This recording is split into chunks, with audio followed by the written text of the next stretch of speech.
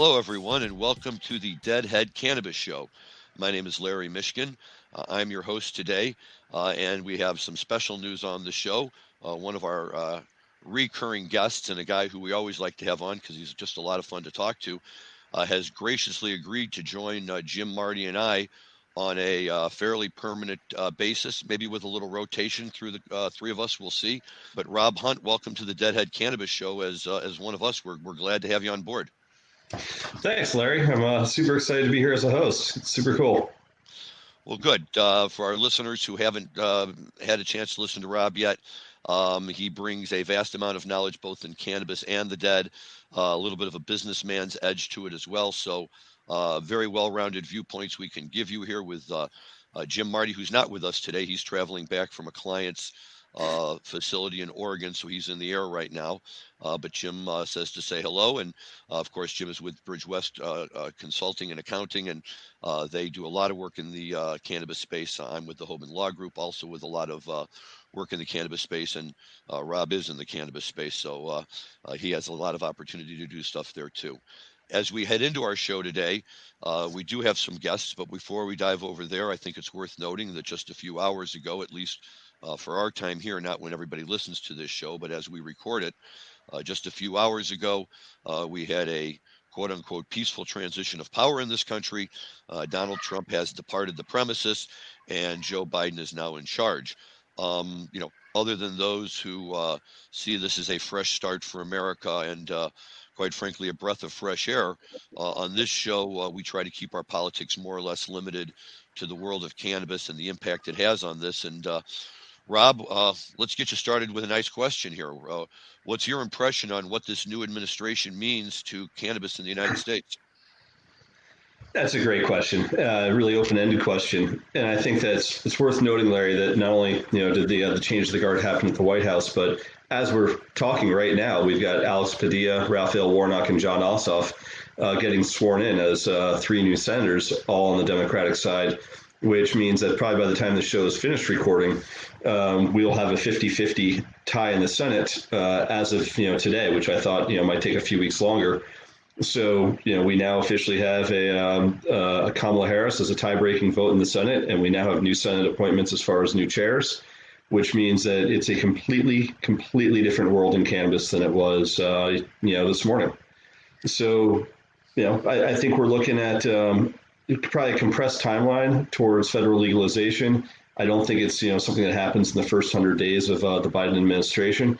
But I certainly think right now that we have, a real chance to see some major pieces of legislation make it out of the House and actually into the Senate, where they'll actually get a hearing committees they're assigned to, and certainly end up getting a Senate floor vote. And if they do, I think we have a willing and able president to sign those bills into law. And I think we have an attorney general now in Merrick Garland, or soon to be Merrick Garland, who isn't going to stand in the way Jeff Sessions or Bill Barr would. And so it's a great time in cannabis.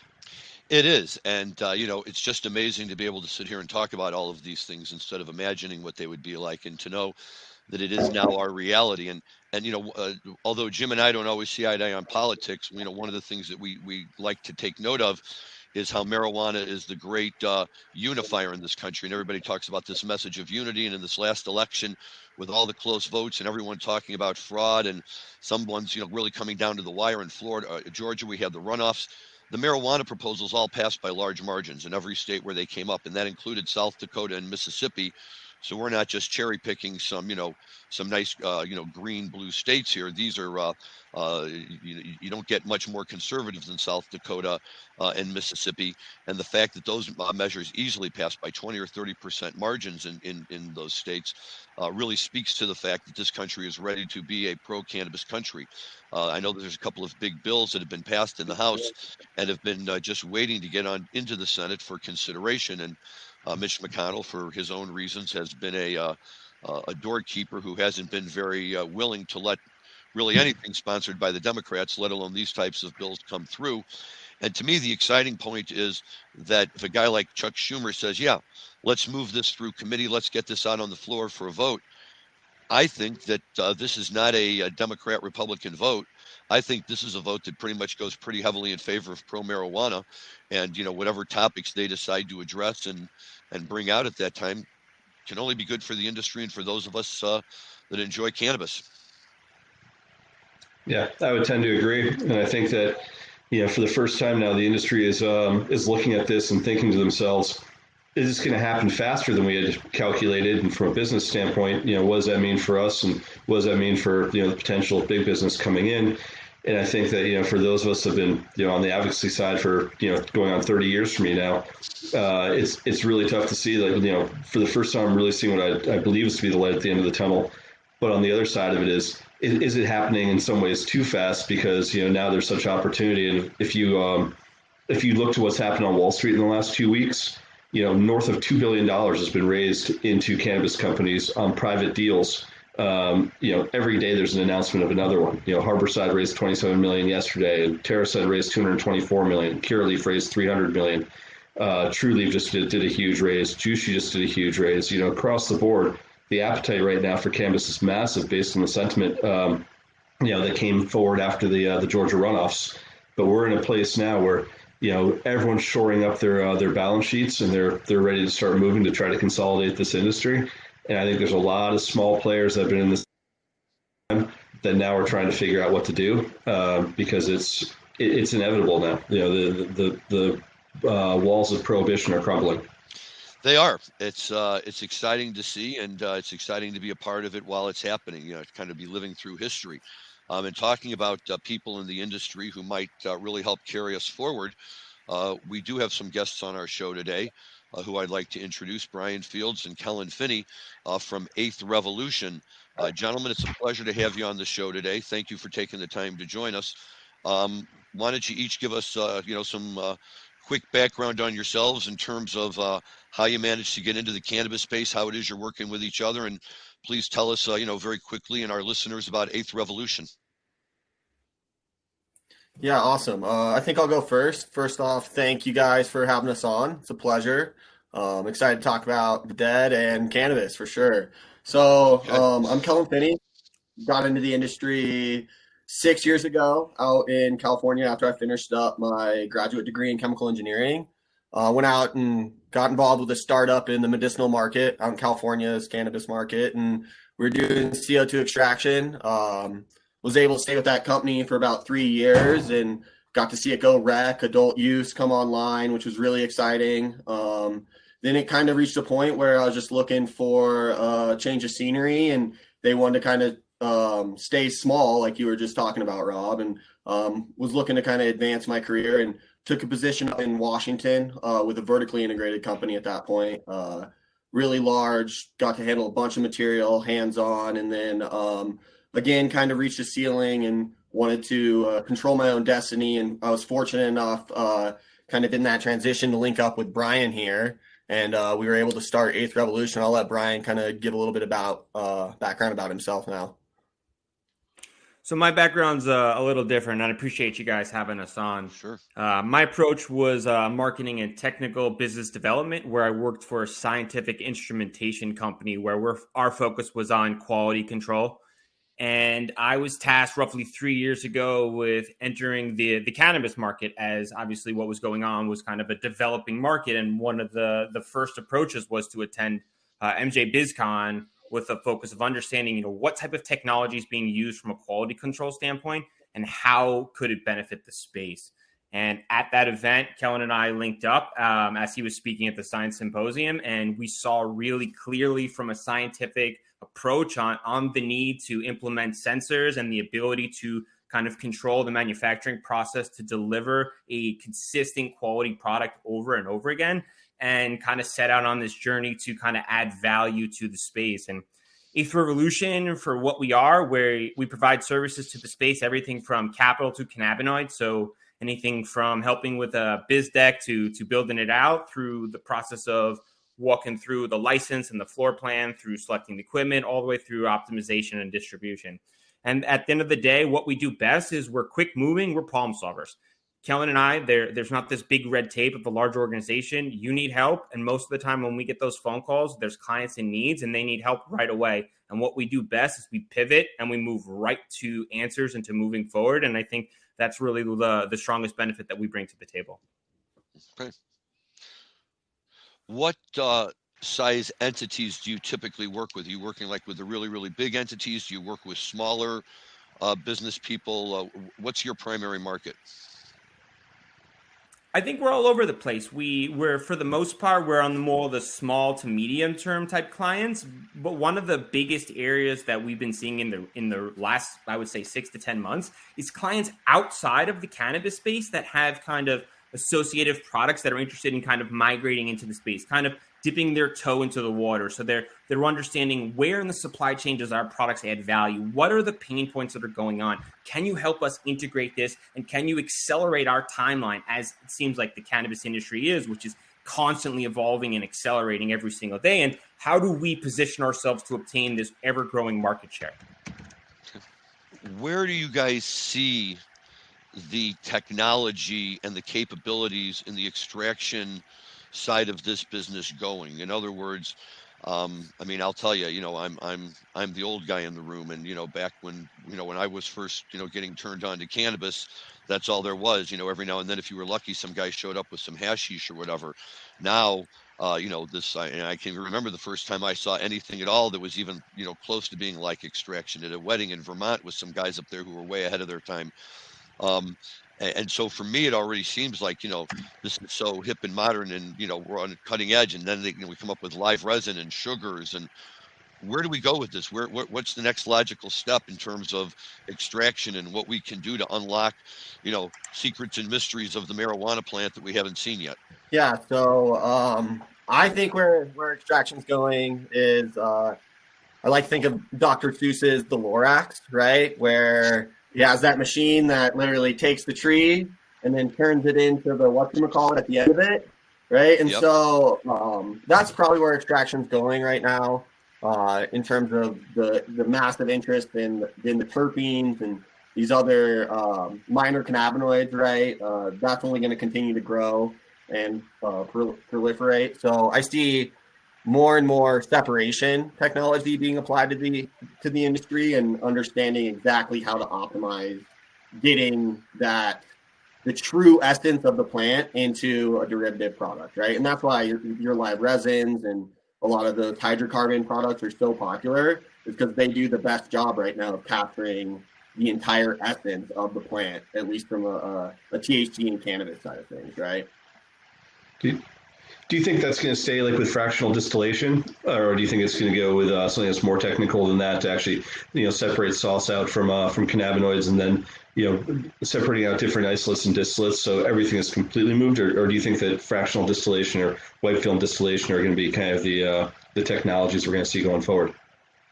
So I don't think that fractional distillation or white film distillation is going to be the answer for purification of kind of your minor cannabinoids, and as well as the terpenes. There's just and when I was doing it in practice, I mean, there could be some future developments that change the space, but the exposure of like all your monoterpenes to that kind of kinetic energy, even if it is really low for those white film distillations, I think it alters the true profile that the plant is producing naturally.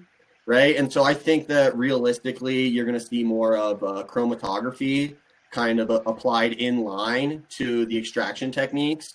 It's going to be a cheaper solution in the long run, I imagine, from an economic standpoint. And it's going to provide a more robust separation of those different chemicals in line. Right. And then it also plays into kind of your traditional manufacturing space of continuous flow manufacturing, so just feed it as much as you can and keep it running, Right now in Illinois, one of the big things that's really starting to come out, which was part of the adult use statute when it was passed, is the right for people who are medical patients to do home grow. And I get a lot of calls from people who say, look, I'd love to do home grow, but I don't have any idea really how to grow. So it's become a little bit of a cottage industry here to find people with cultivation skills who are willing to go into people's homes and kind of show them how to set up. But my impression of that is, and what I've seen from cultivation and grows, it's just simply a matter of going out and buying whatever growing equipment you need. And if you wanted to grow tomatoes in your house or something like that, it really wouldn't be any different. Are we going to see a point in time where the technology for making extracts becomes simple enough that it can be done by the average person in their house? Or is it always going to require somebody, like your guys like yourselves with a little more knowledge and experience to be able to do it not just safely, but efficiently and really, generate the good stuff, let's say? Almost like a French press, if you will. Yeah, exactly. I mean, more and more. I mean, the thing that I think of is the 3D printers. My brother's in business, and one of his companies bought one of the very first 3D printers, 20, 25 years ago. It was a big, huge machine. And, they had to get a big loan, to be able to buy it. But at the time, it was cutting edge, but within a few years, there were smaller machines. And now you can literally do 3D printing on your desk, right? So I'm just wondering whether the technology of extraction can follow in that way, where it can get to a point where, literally somebody can just shove their weed in here, plug it in there, do a few things and sit back. The green light goes on, you pull out the tray, and, you have your extract.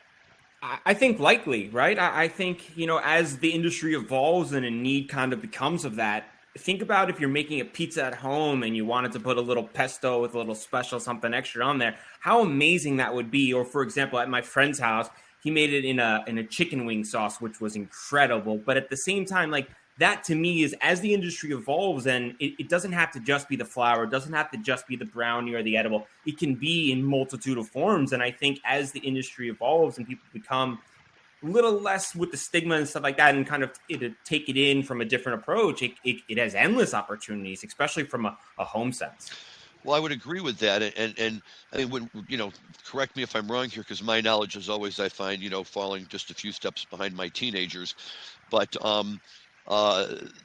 oil is the big thing these days, right? Especially for people who want to cook now. You can buy the cannabis oil, so you're not dealing with flour, you're not dealing with the grit of ground up weed like we had to deal with back in the day. It's basically an oil that can just be blended right in, with whatever you're cooking. So. The question is, and do we see a big surgence of pre-measured amounts of cooking oil that people can buy, like a box of whatever, I'm going to cook today, I'm going to take this, pour it in. Now I know I've got a good dose for making my lasagna tonight for dinner or whatever I'm making. Can it become that consumer friendly? I think so, yeah. I hope so. And not only do I mean, it's been a little bit since I've cooked down some of the flour we're talking about. I think it was low and slow, but it's been a little bit. But conceptually, the idea of maybe, growing your own flour and then taking it through the process to putting it in there is the same concept as the tomatoes. And I think it'll just be kind of looked at very similar, and probably in a little more time than it should, in my opinion. But conceptually, I think we're on that route of just kind of putting it next to the basil leaf and incorporating it into your cooking. So I know that you guys spend a fair amount of time thinking about minor or trace cannabinoids, and the trend obviously in the industry is moving away from THC Delta 9 as kind of being the primary focus of cannabinoids. We obviously saw CBD have a huge sort of pop about 4 years ago. That's now largely bifurcated the industry between hemp and THC based cannabis. But now we're seeing a lot of interest in the Variant series. We're seeing THCV starting to pop. But we're really seeing THC Delta 8 start to pop, and there's a lot of interest from a legal standpoint of whether or not you can ship THC Delta 8 across state lines, how it's produced, whether it's produced from CBD as a cannabinoid that you create essentially through adding a catalyst and then coming out with D8 as your end result. And really, what the DEA's ruling on that was when they put out their interim final rule in August of last year. And what we can expect going forward with, a new attorney general that's looking at this, and a new head of the DEA, obviously coming forward as well. So just some thoughts on kind of what you guys see broadly about trace cannabinoids, and then more specifically, kind of what you're seeing with the with D8 right now.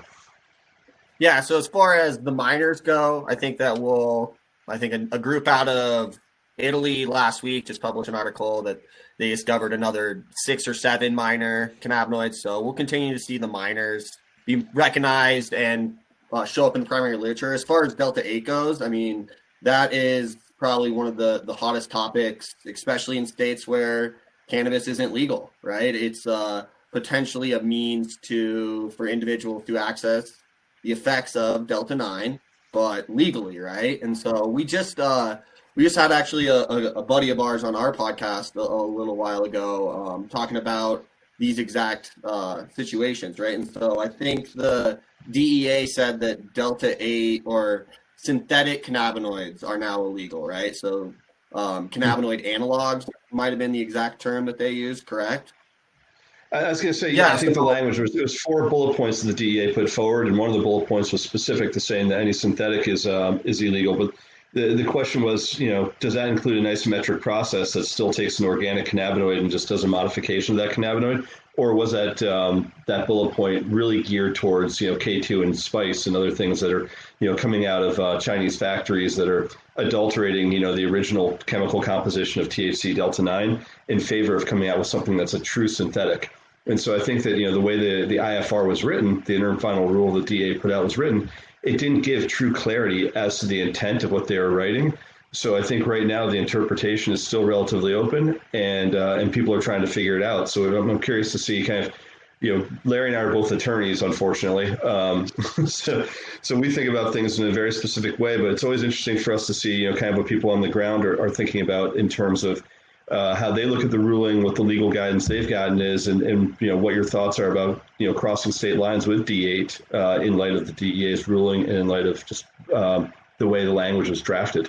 I think in those situations, it's always best to defer to someone like yourself to kind of make sure that you're handling things the right way. From our side, the D8's a common question, especially for me here in New York. I get friends and family all the time asking about, hey, can I get this product? Will it get me high? And it's like, well, yes. And they're like, is it illegal? And then you're like, well, depends, what's going on here. And that's where it really becomes kind of like that gray area. And that's really a unique situation. And I wonder too, Robert, like what you were saying was, why did it become such a hot topic? And for me, I believe it's really going to be a short-term fad as these kind of states come online. And then I wonder over time if it becomes one of those combinations where it's suited towards a certain goal, maybe the combination of some terpenes and D8 with some other minor cannabinoids hits a targeted goal after some kind of research and scientific evidence comes out. You don't think there'll be a long-term market for it as kind of like the light beer market of cannabis? I think about it from the perspective of, there's a lot of people that are new to the category that are kind of a little bit frightened of using cannabis for the whole idea that they've been fed that this isn't your grandparents' cannabis. This isn't, 1970s weed of 5% THC content. Now people are growing things that are coming in at, 30% THC. So, I'd like to use the category, but I don't necessarily want to get that high. And is D8, do you think, going to be seen as a kind of a happy medium?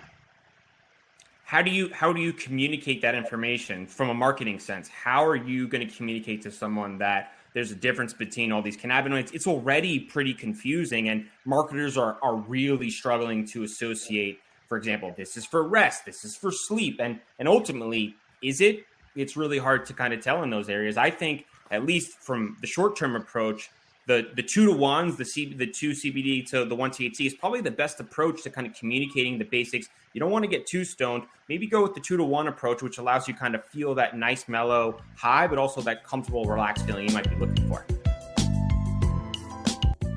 Attention Cannabis Podcast listeners. You can now listen to your favorite cannabis podcast ad-free with the MJ Bulls mobile app. Just download the free MJ Bulls mobile app to your smartphone to start enjoying cannabis podcasts with no commercials.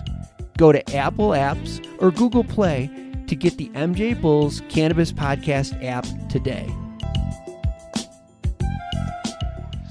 So at the end of the day, I mean, you guys are like, the early alchemists, right? You're the ones who are sitting in the back fiddling with these plants and trying to come up with different cannabinoids that you can pull out. A cultivator's just growing the weed and everything else. It's you guys who are really sitting there and always looking for new ways to unlock it. D8 comes out. I know that on the one of the big things that we at the Hoban Law Group were talking about with our clients on the hemp side is, what do you do with the fact that all of a sudden you've got hemp that spikes really high in THCA, right? Which we all know the minute you light it up, it's going to convert and you're going to catch a buzz. But right now it's hemp, so it's 0.3% or less because they're only looking at the D9 levels. There's people out there, obviously, who are taking the time, to figure all of this out. And one of the questions I've always had is, can guys such as yourselves, given what you have to work with, have the ability to keep up with, let's say, if big pharma finally comes online and can get its hands on cannabis, you can really start digging down deep and unlocking, some of these secrets of the plant that we may not have even discovered yet. Competing with big pharma is never a great approach, but also the same can be said for some of these smaller processors and cultivators that are trying to compete with some of the big MSOs. At the end of the day, the industry is evolving, and there's market shares for everyone. There's craft brews and there's major brew companies. We advise our clients, especially as the industry evolves, is to maybe double down on your niche, find out exactly what you're looking to accomplish, and that's the fortified building that you're building from your moat standpoint. And ultimately, what might come along for some of our partners in some of these other states is exactly what's happened in Florida, where Cresco went in there and they wanted to be involved and they purchased wellness. Right. Let me just piggyback one more thing on that pharma. Yeah. I think there's one important point to make there. As far as utilizing cannabinoids as a medicine, so if we're referring to, say, Delta-8 as a potential API that's going to be used to cure illnesses, I think that big pharma should be the only ones responsible for the manufacturing of those kind of use cases, right? And it's strictly because the tools that they have in their facilities are designed to produce pure products with no byproducts. A lot of what the Delta-8 that's coming online in the marketplace is being done by garage chemists there's a ton of byproducts associated with the synthetic products, right? And so that's why you can see a giant rainbow of colors when you're shopping around for Delta-8 on the wholesale market, right? And so in terms of residual solvents? I don't think they're residual solvents. They are other byproducts of the catalysts that are being added.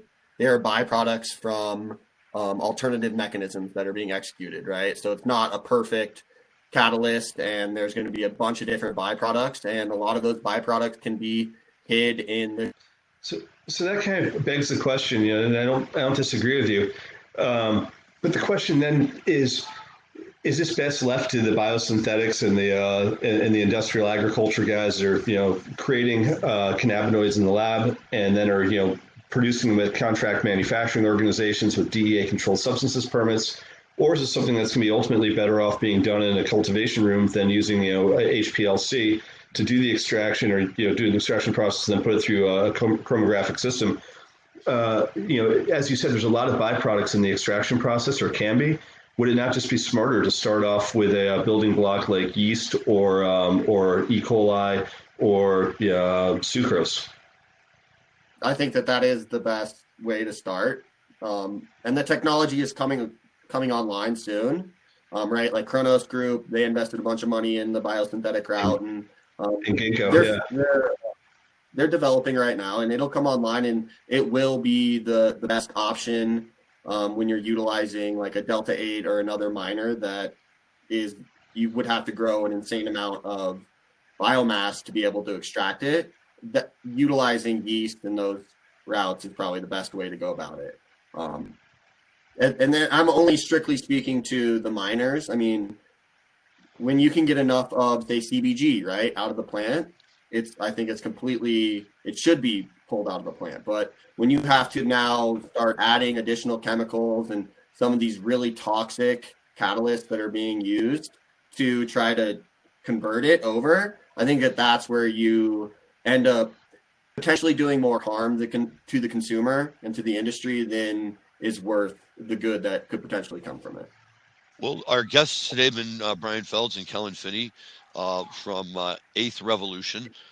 They've provided us with a lot of interesting information. Before we pivot away to the music side, guys, just really quickly let our listeners know how they can get in touch with you. If you have a web page, what's the best way to do it if you're on social media so that they can follow you or reach out and connect with you? Sure. So we're pretty out there on social media. Both of us have Twitter handles. Mine's Bryan Fields 24, and Kellan's is a little more complicated to memorize. And from a company perspective, it's 8threv.com, the number 8threv.com. And on a monthly basis, we put together a monthly playbook, which is just kind of an aggregation of current research documents, pricing, technology, and forward-thinking approaches, which is a way for us to kind of work with our clients that we don't speak to every single day and and maybe have a concept that might be of value to them. And it's roughly about 25 pages that we put together in a way to kind of have a forward thinking approach of just the pulse of the industry. And it's just our way of kind of communicating, vantage points and concepts that we're seeing and, what really that could mean to the future of the industry. Okay. Well, very good, guys. Thank you. You are free to stick around for a few minutes as we pivot over to music. The other side of our show that we like to spend a few minutes on is live music jam band with a particular emphasis on the Grateful Dead and Dead-related music. Talking with you guys in advance, Bryan, it sounds like you haven't quite broached that barrier yet. But Kellan, I understand that you had an opportunity to see Dead and Company. I did. I got to see him on their farewell show in San Jose, so it was a good time. Oh, when they did that, the 50-year anniversary stuff when they played a couple shows out there. Like a year and a half ago, maybe 2 years ago, 2019. Yeah. Right? 2015. Or no, 2000. Yeah, totally. 2015. Wow. Yeah, I saw the three shows in Chicago, but I did not see the shows in Rob, I know you were in Chicago. Did you also see the California shows? I didn't, because it was only announced as one show initially, and then they added the second show. And at that point, if they'd announced the two to begin with, I probably would have gone out for both. But it was a last-minute edition of the Friday night. Well, I had some friends who were out at that shows, and they had the big rainbow one night over the stadium. It was really cool and everything. And truthfully, from my perspective, I forgot which night it was. The first or second night out there was the night they did their whole late 1960s, stuff. And that was really the show I wanted to see more than any of the other shows. I liked everything. The three shows we saw were great, but I've always been particularly tuned into that psychedelic side, the really heavy. I love the 25-minute Dark Stars. It's a good place to be sometimes. Right. I remember that night, Larry, really well, because I wasn't in San Jose. I was actually in Denver at the Four Seasons, and I was hanging out with Christian Cederberg from Vicente Cederberg, and the two of us were in the lobby when I got the picture sent to me of the rainbow from the Friday night show with the whole sky just pink and amazing. And we sat there and passed it around for everyone else to see. So there's like 20 of us that were just hanging out at the bar. And it was all cannabis guys, a lot of Deadheads. And Christian and I were both going out to Chicago the next week. So it was pretty cool to be sitting there like, all right, like we're in for it. This is gonna be awesome. But that was just like, one of those things where you sat there looking at a picture in real time, wishing you were there. Absolutely. Well, Kellan, before you went to those shows, had you followed the Dead at all? What got you to go to those shows? Yeah, so I mean, I'd always kind of like dabbled in the Dead and those kind of things, but when I was actually out in California, the owners of the company that I was working for, they are huge Dead fans and been to every show. They're in their like mid 40s, older gentlemen, and they were like, we have to go. Like, we rented the Airbnb, they took the whole company down there. And so it was pretty cool to be able to like go to a show with like just hardcore fans, lifelong fans, who'd been to so many shows. My boss ended up like going to the ones in Chicago and like went to every single one because he's like, I have to, you know what I mean? So it was cool to get to go with those big of fans. As an older gentleman, yes, I absolutely know what you mean, and that's always been the fun.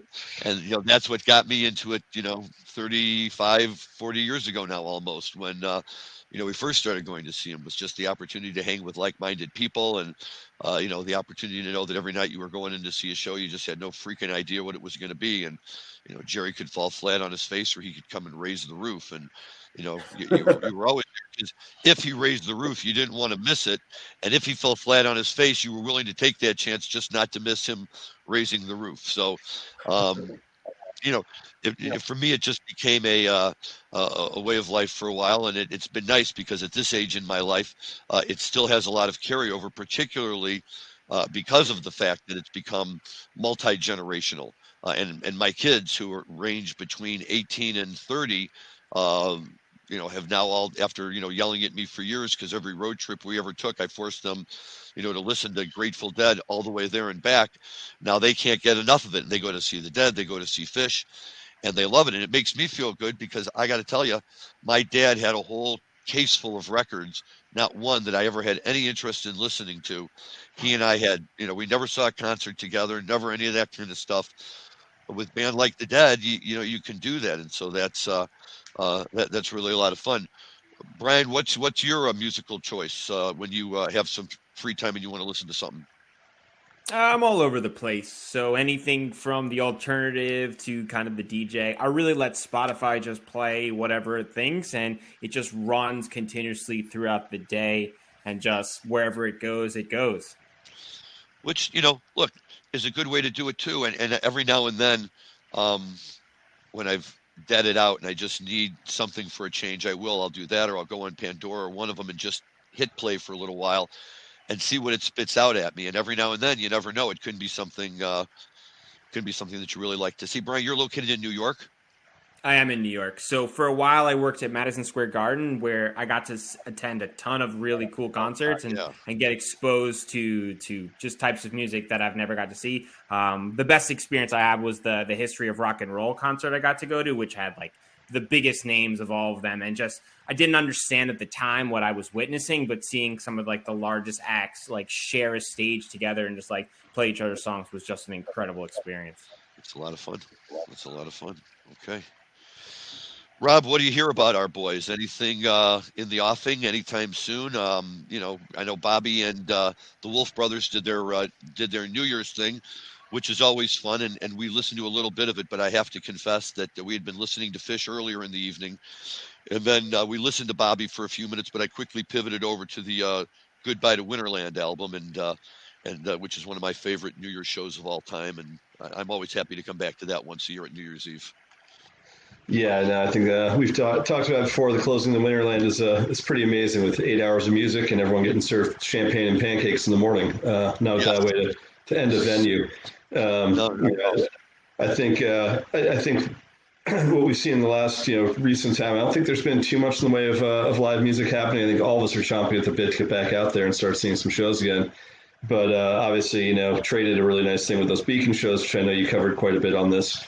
And then it's a question of, are we going to start seeing some more collaborations going into the period of, I think what we're now seeing again is another, kind of light at the end of the tunnel, much like, cannabis prohibition ending. I think that we're now hopefully seeing, Biden's charge of 100 million vaccine doses in the next 100 days. And, if that's the case, and we keep up at that pace, I think that live music is probably in the cards by the end of the summer. So I think we're all waiting to see, and I would expect that everyone in the Dead is waiting to get back out there and start playing shows again.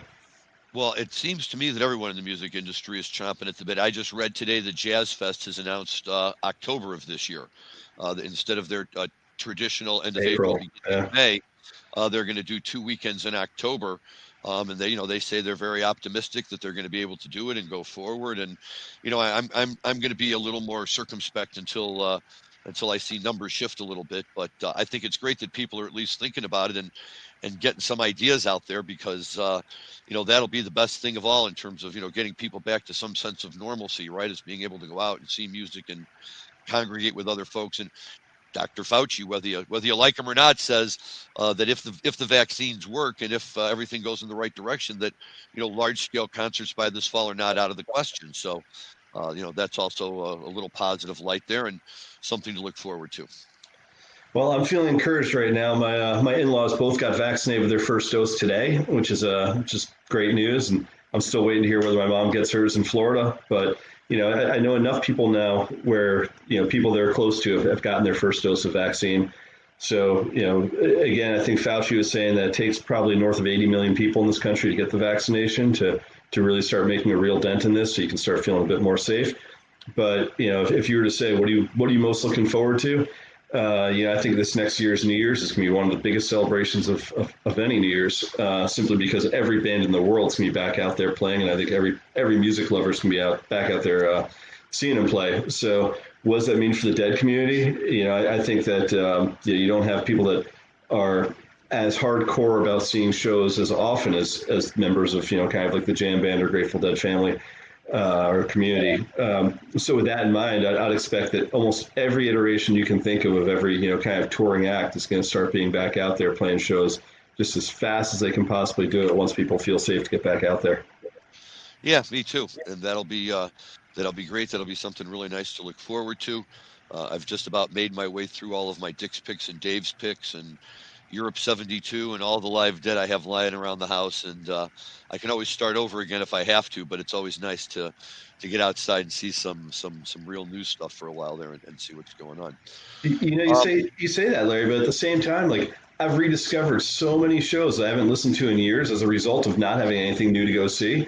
So like my mountain bike and my headphones are kind of fully attached to me these days, and I'm on archive.org, picking out different things, and I'll pick an era and say, okay, like let me think about 5 shows I can see from spring of '83, and just to catch different styles and different variations. And you and I know that I'm a total geek about certain like iterations about how a certain phrase is played and whether it's only played this way in '79 or it's only played this way. And so getting back and actually like really geeking out on Grateful Dead music again has been really fun before they start playing some new stuff.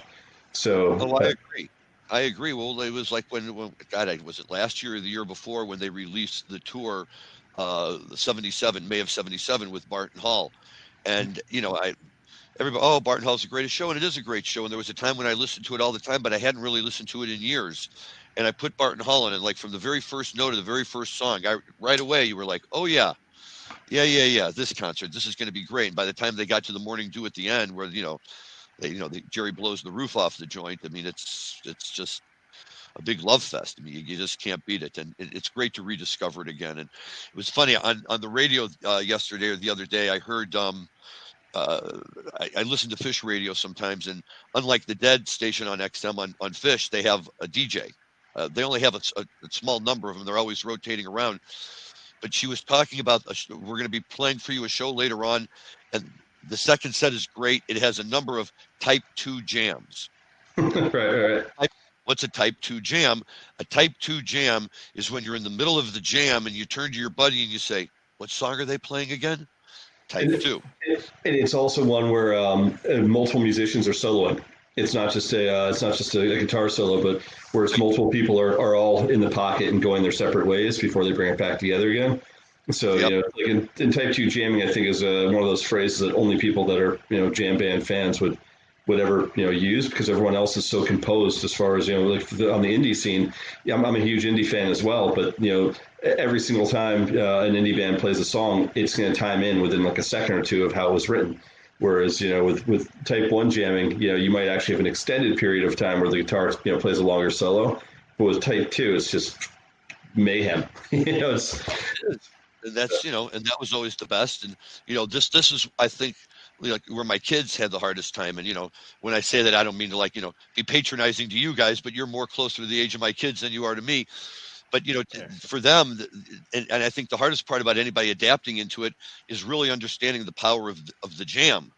And it's great to have the lyrics, and it's great to be able to sing along with the song that but what does make it so special, you're right, Rob, or and you, boy, by God, you can listen to Help on the Way, Slipknot, Franklin's Tower through 5 different eras of the Dead, and you'll hear very distinct different ways that they play it and different things that they're doing, and you can hear that with all of their stuff. And I just see that as evidence of them growing over time, which is what always kept them relevant.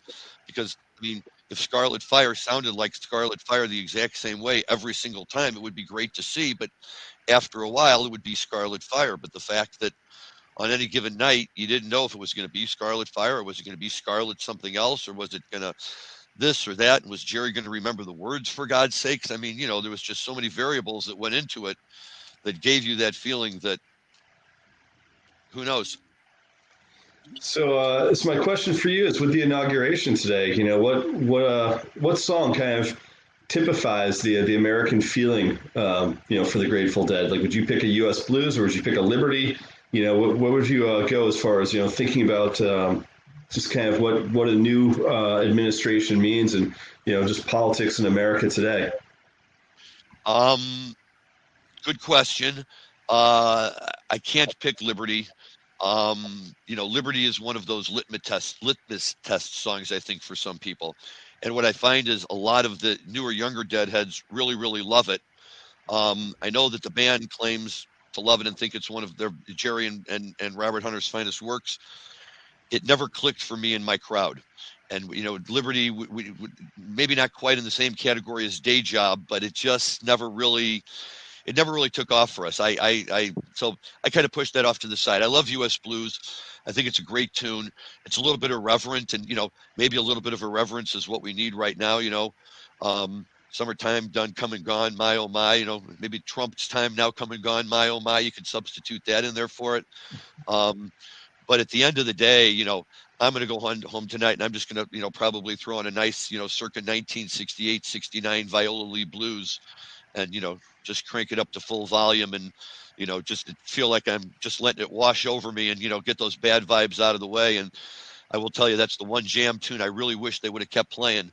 There was no lyrics. Jerry had nothing to do but go out and play his guitar for 30 minutes.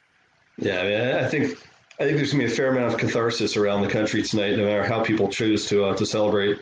There's obviously a lot of people that are pretty upset by today's result as well. But I think for those that have been collectively holding their breath for the last 4 years, there's a pretty big national exhale that's happening today. True, and I'll tell you, I again, I'm not here to talk politics, but I think it's hard to just miss the basic facts that 4 years ago at this time, there was a whole group of us sitting around really worrying, do we even have it tomorrow? Is this guy crazy enough to go push a button and all of a sudden, life as we know it has come to an end? And he didn't. Okay, to his credit, I guess. I don't have that feeling with Biden. 5 minutes into Biden talking, I'm like, right, this is what an American president sounds like. Yeah. He's caring and he talks to the people. And to me, look, any Republican who would have been president the last 4 years would have probably put in a lot of the same policies, appointed the same judges, but I wouldn't have walked around with like this fear in my heart and this, this big lump in my stomach the whole time, so worried and so afraid. I wasn't a Ronald Reagan fan, but when he spoke, he reminded me of my grandfather. It was almost comforting to listen to him talk. Not so with Donald Trump, but Biden today, 5 minutes into it, you're like, oh yeah, this is a guy who connects with the American people and really cares about them. And I believe him when he says that he does want to be the president for all people, and he's not going to decide what state gets the vaccine based on whether or not they voted for him. Yeah. Well, I think for me, it's a great excuse to wean myself off of a huge Twitter addiction. Spend far too much time, checking things to see like what the news of the minute is, because things change so fast. And, I never cease to be amazed. And every time where I was like, this will, can you believe this happened? And finally I hit a point, about 3 years into it where I said, yeah, I can believe all of it. Nothing surprises me anymore. But then it was just watching for, if there's anything even crazier than the last. So now I feel, not just the catharsis of a changing of the guard, just, where I feel the country hopefully can start to heal a little bit. But from the perspective, there's so many people I think that are going to be far more productive because they've got a lot less time to worry.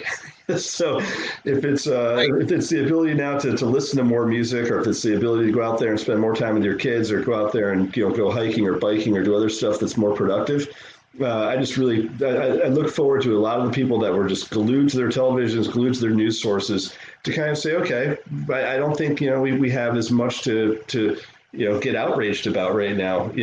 Sure, on the right, there's going to be a lot of policies they're not going to like on the left, but I don't think it's going to be, as you said, with the same amount of bombast as we saw before. Right, and that's so much with an eye towards you wonder if he's really trying to hurt other people and all of that. But here's what I'd say in closing, because I realize that we have been going on maybe in a little bit past our time, thanks to our good guests today and interesting topics to talk about. But we all have relationships with people on both sides of the aisle. So if you're a Republican, there's Democrats, in your family and friends, Democrats, you're Republicans, and, we all talk about a time for healing, and everybody has to heal in their own way. And I get that. And I don't expect Republicans to come running in today and say, oh, Joe Biden is the bomb and we're all with him. But we do have to find a way to be able to talk to each other once again. And I would just very, very humbly suggest to our listeners, and that they share with their friends and family and everyone out there, that the best and easiest way to do that when you're in that crowd is to pull out a joint and light it up and wait for the first, you're a Democrat, wait for the first Republican to come over and say, what strain is that? And the minute they ask you that question, you guys, that's it. You've connected. The political issues kind of fall to the side, because he's going to say, oh, yeah, well, I got a guy who lives out in Humboldt and he grows this strain and he's going to pull a joint out of his pocket.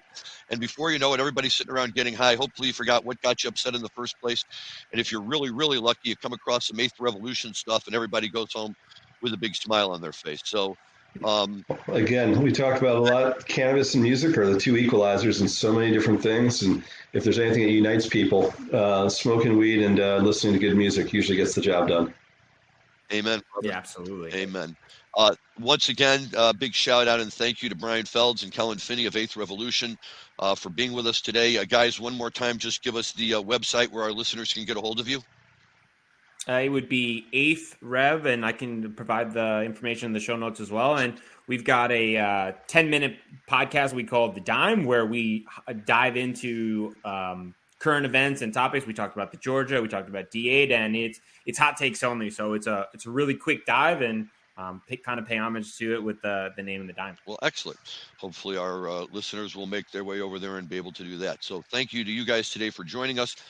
Special shout out and thank you to my new co-host, Rob Hunt. Rob, it's great to have you on the show, and welcome to the team. Thanks, Larry. And thanks, Bryan and Kellan, for joining us today, guys. Thanks for having us. We appreciate the time. Sure. And finally, a shout out to my other co-host, Jim Marty, who could not be with us today. Hopefully he's traveling home safely from Oregon and will be back to join us next week with wonderful stories of what took place up in the state of Oregon. Until then, for all of our readers, listeners, this is Larry Mishkin of the Hoban Law Group. Thank you for tuning in today. Enjoy, and when you enjoy your cannabis, please do so responsibly. Thank you, everyone. Have a good night.